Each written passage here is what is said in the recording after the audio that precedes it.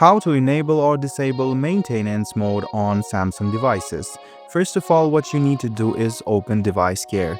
If you have this widget on your screen, you can just go ahead and tap on the screen and you will be headed to Device Care. You can scroll down and tap on Maintenance Mode, or else you can swipe down, click on Settings, and scroll all the way down until you find Device Care. Go ahead and tap on Device Care, scroll down, and you can see Maintenance Mode. You can protect your privacy while your phone is being repaired. So go ahead and tap on Maintenance Mode.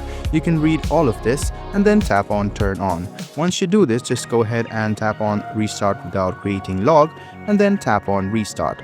Once you do this, the device maintenance mode will be turned on. To enable or to disable this, you can just go ahead and turn on your phone, keep in your password, and then it will be disabled and you are good to go to use your phone. So this is how easy it is to enable or disable the maintenance mode on Samsung devices. I hope this video was helpful for you. Like the video, subscribe to the channel, and do hit the bell button for more.